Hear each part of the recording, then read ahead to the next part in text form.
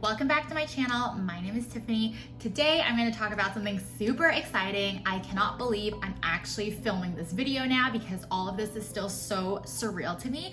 But today I'm going to talk about how I got pregnant naturally with PCOS. So when I got pregnant, I was actually at the peak of my health. Like, that was probably the healthiest I have ever been in probably my entire life, actually. I was doing really well with my diet and I was in a very good mental space as well. I wasn't stressed out or anything. So I was super happy, super healthy, and super fit. So I was literally at like the peak of everything at that point. So I'm gonna go over 3 categories. I'm gonna go over my diet, my exercise, and then also my supplements. Starting out with my diet, I was on the keto diet, and then I also did carb days occasionally, but I would eat complex carbs. So like sweet potatoes, brown rice, quinoa, fruits. I guess like fruits could be considered carby because they're super sugary, but I did still have a decent amount of fruit during the day because like I literally cannot live without fruit. So on the days that I was doing like straight keto, I was limiting my fruit intake, but on the days that I wasn't really doing full keto and I was eating carbs, I would eat a lot more fruit than I would when I was doing the keto diet. There was a time though that I was doing strict keto. I was only eating 25 carbs a day, and I did that for I think 3 months, and then the 2 months after that I started adding in carbs, so like fruit, brown rice, and like sweet potatoes because I really missed that stuff. So in the beginning when I first did keto, I was doing strict keto, only 25 carbs a day, and then after that I slowly started incorporating more complex carbs into my diet, and now that I am pregnant, I'm literally eating everything and anything I can eat. And then I probably had 4 cheat days a month. So once a week, I would let myself eat whatever I wanted because I found that if I was really restricting myself, it made it really hard for me.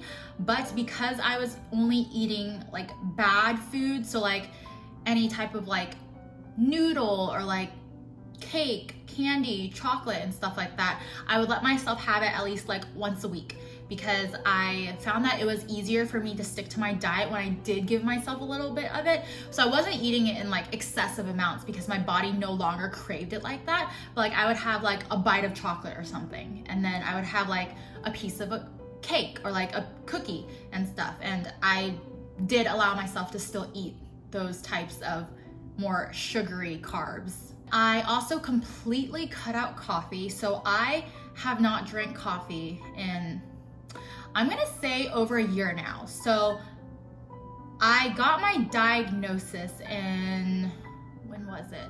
It was sometime of last year. I think it was November. So maybe, okay, so yeah, so I got my diagnosis in November, and I had already started cutting out coffee like a month or 2 prior to that, and I haven't drank coffee ever since because coffee, from what I've read, is that it's not very good if you do have PCOS. So I completely cut it out and I switched over to drinking green tea. So I had 2 cups of green tea every single day for a really long time. So I don't drink green tea anymore, only because caffeine during pregnancy isn't good.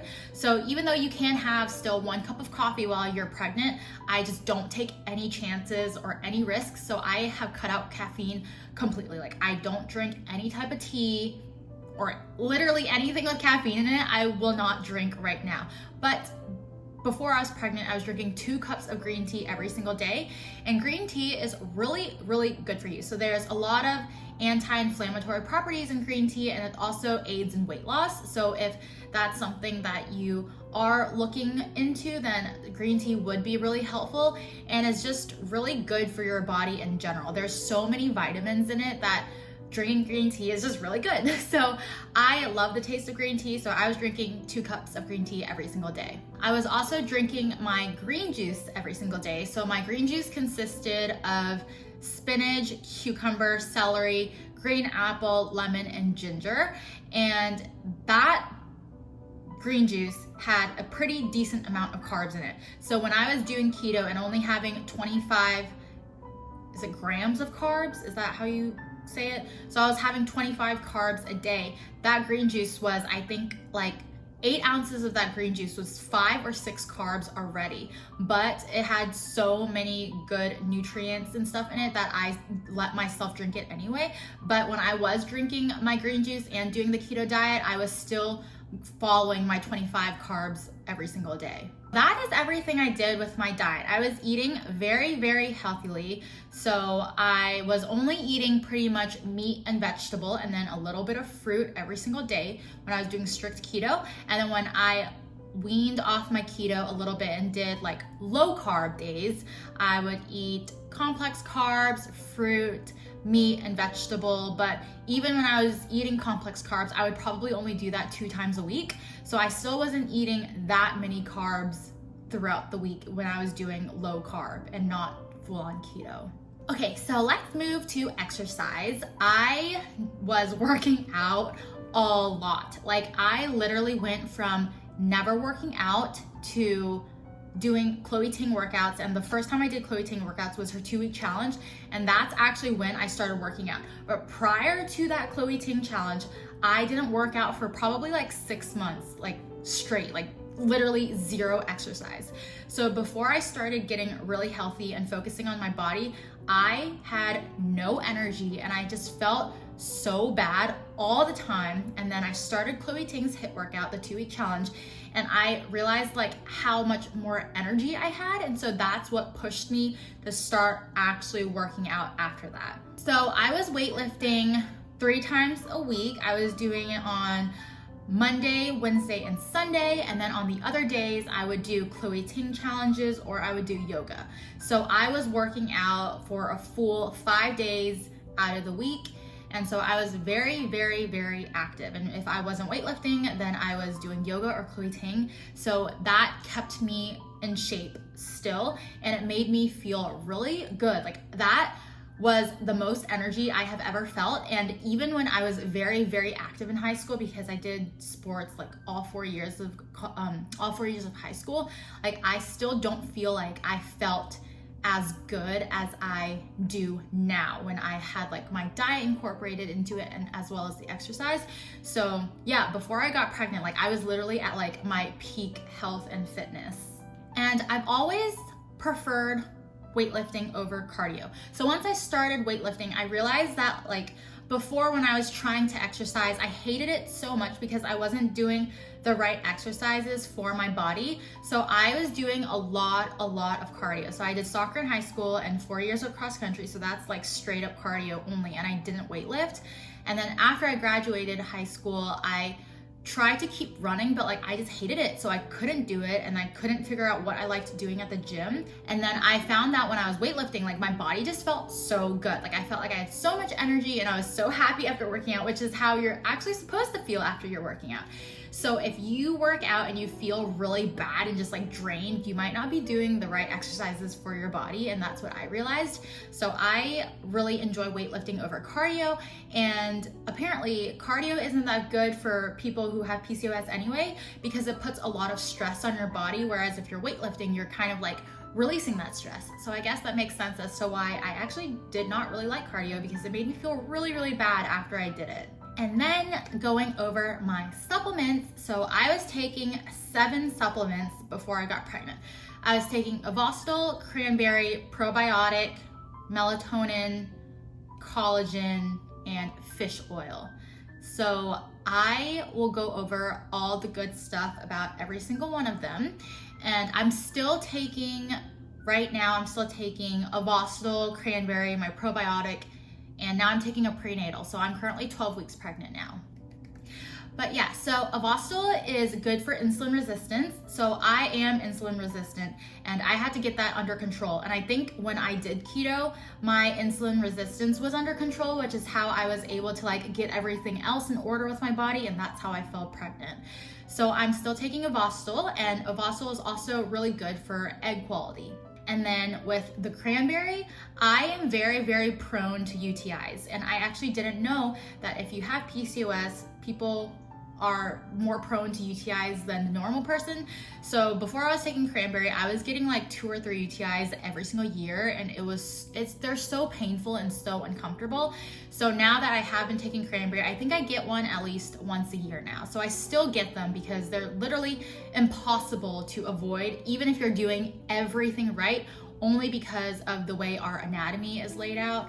So yeah, I am taking cranberry to help me reduce the number of UTIs that I get per year. With my probiotics, I'm still taking the Culturelle.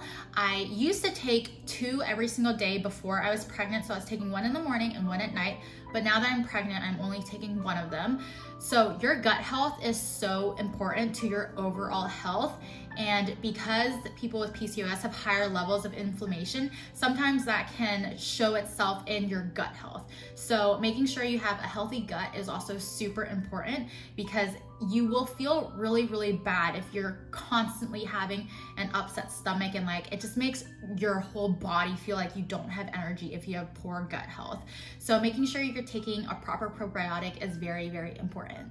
And then I take melatonin. So PCOS is also linked to insomnia. So taking melatonin will, of course, aid in better sleep at night. And if you're getting a better sleep at night, this also lowers your stress levels, which also lowers your inflammation levels. So when I was taking the melatonin, I did notice that I was actually able to sleep through the night. So before I was taking melatonin, I could not sleep. Like I was just constantly waking up during the night and just like tossing and turning and never actually getting a good night rest. And it just didn't make me feel that good in the morning when I woke up. So taking the melatonin definitely helped. And then there's also a study that was done that if you take melatonin and you're doing IVF, I think it gives you better egg quality as well. I'm gonna have to find the article and link it. And then I was losing my hair a lot before I was pregnant. And so I was Googling like a bunch of like research studies and stuff about melatonin and hair loss. And apparently if you put melatonin on your head or the places that you're losing your hair, it will actually help your hair grow back. So I was wondering that like maybe if you were taking it, if it would do the same thing. So that was another reason why I started taking it, was to see if my hair would stop falling out. And I don't take it anymore now that I'm pregnant, but my hair hasn't fallen out since as much. Like I used to get like, I'm telling you, like clumps of like hair like this big every time I finish showering, but now I only get like little bits like that, which is like the normal amount of fallout. So yeah, I don't know if it helped or not, but I'm going to say it did, because my hair did stop falling out for a little bit, and now it's not falling out anymore now that I'm pregnant. So I don't know, maybe, I guess you guys could try it for yourself too. If you don't sleep well at night and if your hair's falling out, maybe you could see if that works, but still talk to your doctor before you ever start any type of supplements. And then another one I was taking is fish oil. So fish oil is super, super great for inflammation. And as you all know, if you have PCOS, your levels of inflammation are so high only because it's a very inflammatory disorder. So making sure your inflammation levels are lowered, then it would be really good for you, because then you won't have as much like gut health issues as well. So if you have really high levels of stress, then normally your inflammation levels are really high too. And it can also present itself in like many other forms in your body. So yeah, fish oil is really great for inflammation. And then I was also taking collagen, which is really good for hair, skin, and your nails. And I was also taking it because of it lowering your inflammation as well. People with PCOS also have lower levels of glutathione. I had trouble saying this in my supplement video. And so we have lower levels of that glutathione, which is an antioxidant, and antioxidants lower your levels of inflammation. So if we have lower levels of glutathione, then that means we have higher levels of inflammation. And collagen, if you take it, it actually helps produce glycine, which produces more glutathione. So that helps you create more antioxidants, which also lowers your inflammation. So collagen isn't just for your hair, skin, and nails. It's also really good for inflammation levels. Last one, I don't remember if I said that to begin with. I also used to take apple cider vinegar pills. So apple cider vinegar is so good for your body. Like, not only is it good for weight loss, but it's also good for inflammation. And I was trying very, very hard to lower all the inflammation levels in my body. And so I was taking apple cider vinegar, and there was actually a scientific journal that showed that in a study with rats, the rats that were taking apple cider vinegar, their cysts either shrunk or disappeared. So I was taking apple cider vinegar to try to help minimize my cysts on my ovaries.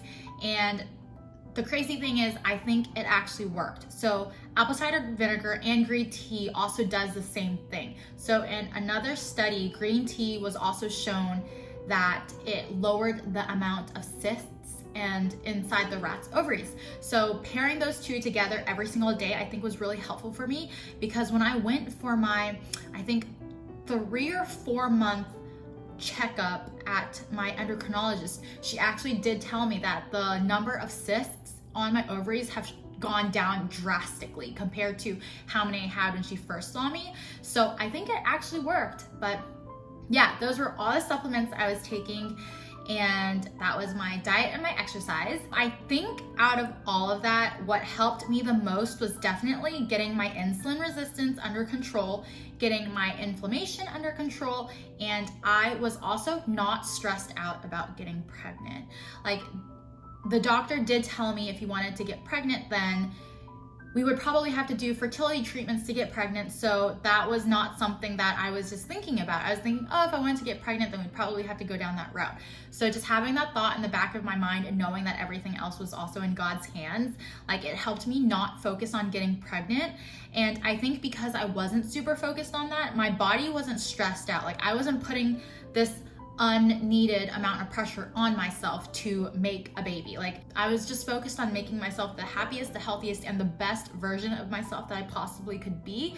And so, like, my stress levels were very, very low. Like, the only stress I ever encountered was probably at work when I was dealing with crazy patients. But other than that, like, I was very, very happy, and I was very healthy, very fit, and like, I was just in a very, very good mental space. So I think my best advice to you, if you are trying to get pregnant naturally, is to definitely get your insulin levels under control, and to just focus on being the healthiest, the happiest, and the best version of yourself. Because also, when you do end up getting pregnant, you want to make sure that, like, your body was very healthy before you got pregnant, so then you also don't have to deal with as much as the risks that can come with getting pregnant if you are at a higher risk, such as like hypertension or gestational diabetes. So yeah, that would be my advice to you. But if you guys have anything else that has worked for you, then definitely leave that in the comments below for other people to read, because I always find it's very helpful if other people are looking for the same stuff and there has been other things that work for you. But yeah, so I hope you guys like this video, and baby dust to everyone who is trying to get pregnant, and I pray that everything will work out for you all out there. So I hope you guys enjoy this video, and I'll see you on my next one. Bye.